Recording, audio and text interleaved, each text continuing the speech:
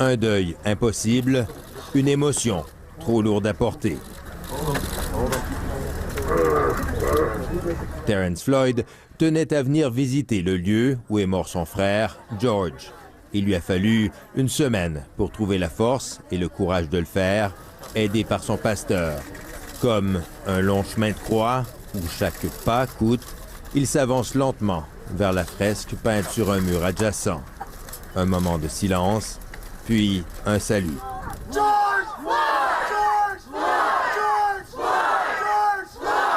Acclamé, soutenu par la foule, le frère éploré reprend sa marche vers l'endroit où George Floyd a poussé son dernier souffle sous le poids d'un policier blanc. Il pose le genou par terre et puis se crie. L'expression d'une douleur trop longtemps contenue. Terrence Floyd est venu à Minneapolis parce qu'il avait besoin de sentir la présence de son frère. Mais il avait aussi un message à transmettre à la communauté et plus particulièrement aux émeutiers. What are y'all doing? Y'all doing nothing. Because that's not going to bring my brother back at all. Ce que vous faites ne sert à rien, dit-il. Ça ne va pas ramener mon frère. In every case of police brutality, À chaque cas de brutalité policière, poursuit-il, c'est toujours pareil. Vous protestez, vous détruisez des trucs, mais rien ne change.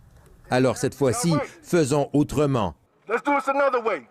Let's stop thinking that our voice don't matter. That's right. And vote.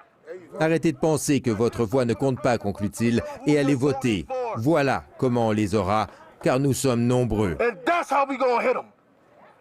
Because it's a lot of us. Des mots qui font mouche dans une communauté depuis trop longtemps vidée de tout espoir. Une riposte par les urnes donc, mais aussi en justice. La famille de George Floyd exige que soient inculpés de meurtre les 4 policiers responsables de sa mort et présente à l'appui ce rapport d'autopsie indépendant accablant. The evidence is consistent with mechanical asphyxia. George Floyd est mort par asphyxie, conclut le médecin légiste. C'est un homicide. Pour l'avocat de la famille, une conclusion s'impose. They want a first-degree murder charge. Ils veulent des accusations de meurtre au premier degré, dit-il, car la vie des Noirs et celle de George comptent. Black lives matter and George Floyd life mattered.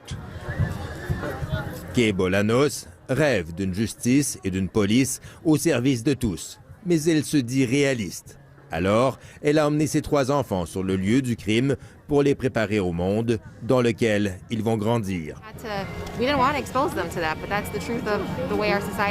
On ne veut pas les exposer à ça, dit-elle, mais c'est la réalité de notre société. Il faudra du temps, pense-t-elle, avant que les choses changent, et d'ici là, malheureusement, combien d'autres victimes? Ici Jean-François Bélanger, Radio-Canada, Minneapolis.